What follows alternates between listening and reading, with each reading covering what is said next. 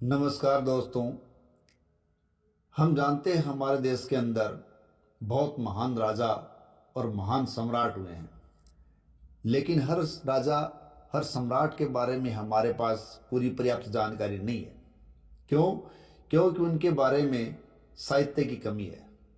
तो कुछ ऐसे राजा जिनके बारे में साहित्य की कमी है, अभिलेखों की कमी है, तो ऐसे राजाओं के बारे में हमें जानकारियाँ कहाँ से मिलती है?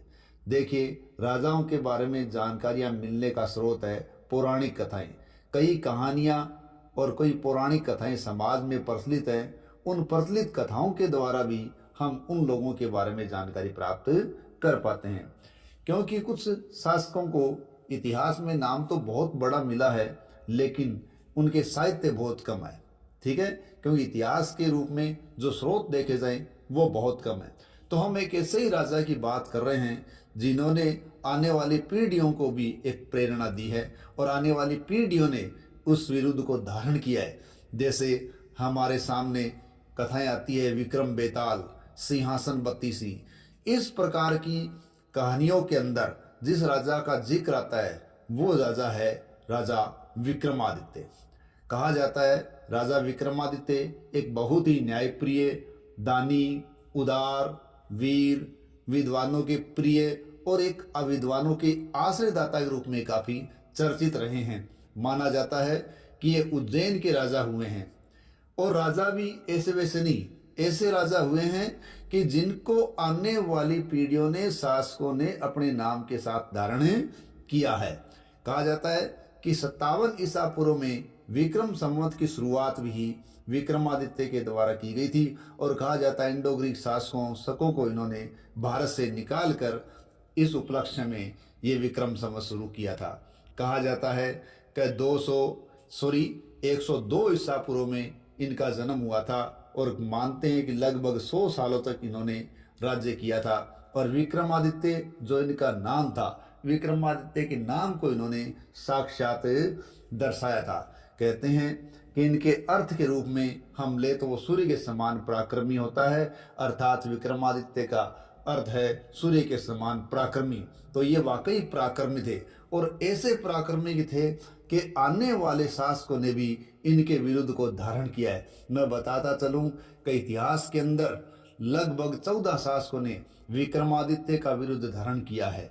इनमें अगर प्रमुखता से नाम लिया जाए तो गुप्त शासक चंद्रगुप्त द्वितीय को माना जा सकता है, जिन्होंने शकों को पराजित करने के पश्चात विक्रमादित्य का विरुद्ध धारण किया था। इसी प्रकार चालुक्य शासकों के अंदर विक्रमादित्य 6 है, उन्होंने भी विक्रमादित्य का विरुद्ध धारण किया था। और अपन अंतिम और सबसे प्रभावशाली व्यक्ति के रूप में देखें तो वो आता है हेमू अर्थात हेमचंद्र। हेमू या हेमचंद्र ये उस वक्त हुआ था जब हुमायूं की मृत्यु होती है और अकबर सिंहासनारूढ़ होने को होता है। उस वक्त हुमायूं की जब मृत्यु होती है तो अफगानों के सेनापति हेमू अर्थात हेमचंद्र ने अपने आप को दिल्ली की गद्दी पर बिठा दिया और भारत का सम्राट घोषित कर दिया और विक्रमादित्य का विरुद्ध धारण किया था। इस प्रकार भारत के अंदर 14वें विक्रमादित्य के रूप में स्थापित होने वाला व्यक्ति था हेमू या हेमचंद्र।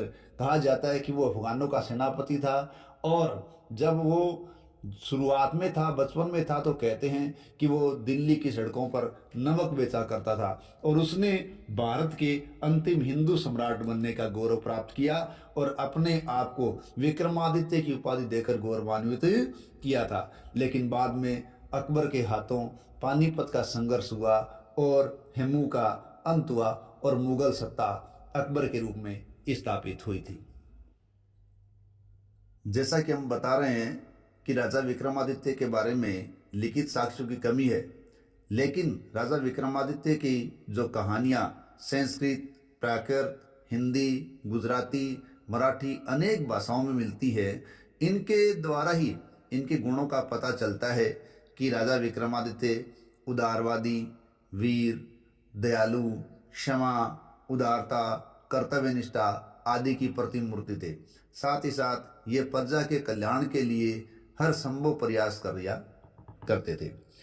कहते हैं कि प्रजा का हालचाल जानने के लिए ये अपने नगर में भेष बदल कर घूमा करते थे। ताकि इनको पता चल सके कि इनकी जनता की स्थिति क्या है, जनता खुश है या नहीं है, उनको पर्याप्त न्याय मिल पाता है या नहीं मिल पाता है, ये सब पता करते थे। कुछ इनके बारे में अन्य जानकारियाँ भी मिलती है, जैसे ये बताया जाता है कि कोई महेशासुरा या महेशरासुरी नामक जैन साधु थे। ठीक है, तो महेशरा या महिषासुरी जैन साधु थे, उन्होंने कुछ लिखा है। उस लिखित साक्ष्य के अनुसार गर्दा भिला ने अपनी शक्ति का दुरुपयोग किया और दुरुपयोग करके उन्होंने एक सन्यासिन जिसका नाम सरस्वती था उसका अपहरण कर लिया। ठीक है, तो सरस्वती सन्यासिनी का जब अपहरण कर लिया किसने? गर्दा भिल्ला ने। तो अब सरस्वती के भाई हैं, वो शक शासकों के दरबार में उपस्थित हुए और उन्होंने शक शासकों से मदद मांगी। कहा जाता है शक शासकों ने उनकी मदद की और गर्दा भिल्ला से संघर्ष किया और उसको हराया और गर्दा भिल्ला को जंगल में छोड़ दिया।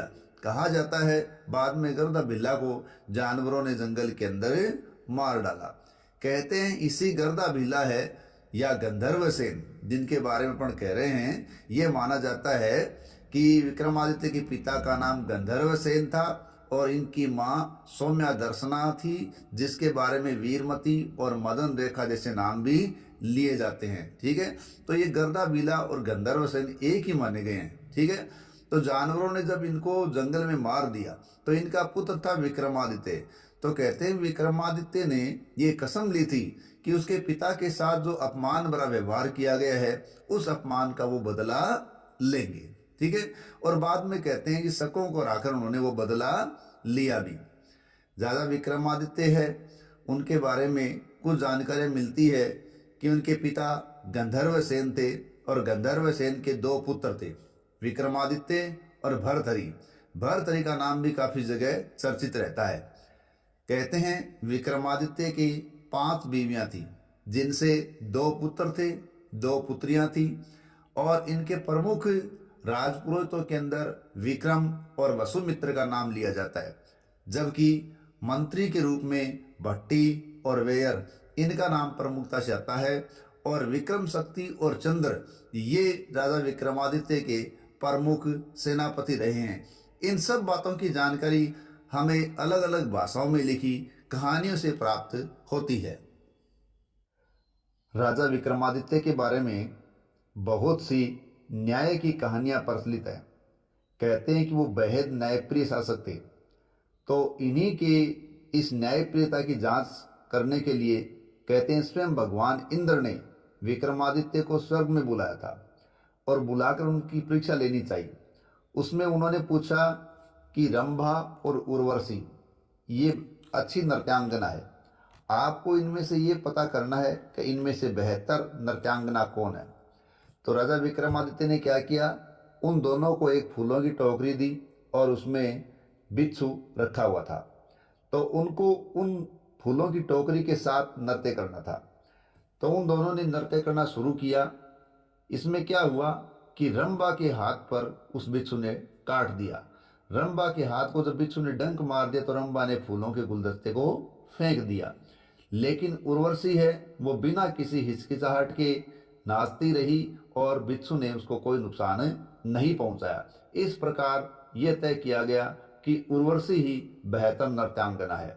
ये बात जानकर इंद्र है वो बहुत खुश हुए और कहते हैं कि न्यायप्रियता को देखकर उन्होंने राजा विक्रमादित्य को 32 बोलने वाली मूर्तियां दी, क्योंकि ये मूर्तियां हैं वो काफ़ी अभिशप्त थी और कहते हैं कि वो उदार न्यायप्रिय चरित्रवान राजा को ही दी जा सकती है। तो अब कहते हैं कि जो 32 बोलने वाली अभिशप्त मूर्तियां इंद्र के द्वारा राजा विक्रमादित्य को प्राप्त हुई थी, उन्हीं मूर्तियों से संबंधित है सिंहासन 32 की कथाएं।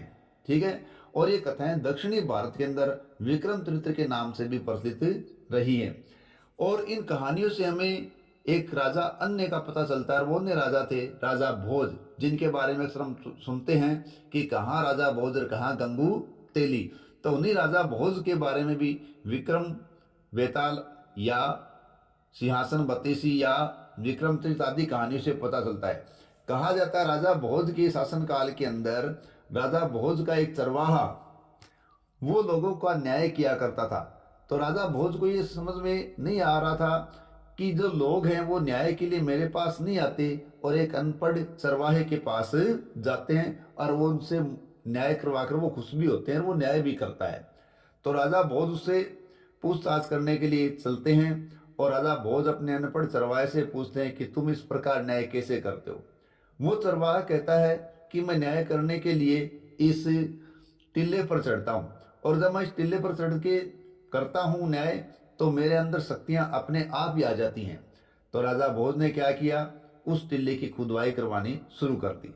जब खुदवाया गया तो नीचे 32 पुतलियां निकली, रत्न जड़ित थी और एक बहुत ही अच्छा सिंहासन भी प्राप्त हुआ। तो राजा भोज ने उस सिंहासन पर बैठने का प्रयास किया, लेकिन वो 32 पुतलियां मूर्तियां बोलने लगी और उन्होंने कहा कि यह सिंहासन विक्रमादित्य राजा का है और वही उन पर बैठ सकते हैं। जो उदार चरित्र हो, न्यायप्रिय हो, ऐसे शासक के लिए सिंहासन बना हुआ है। उन 32 पुतलियों वाली मूर्तियों ने क्या किया, राजा विक्रमादित्य के बारे में एक एक बातें बतानी शुरू की और हर बात के लास्ट में उन्होंने एक एक सवाल छोड़ा। राजा भोज ने उन सभी सवालों का एक एक करके जवाब दिया, इसलिए राजा भोज है वो भी उन सिंहासन पर बैठने के काबिल बन पाए।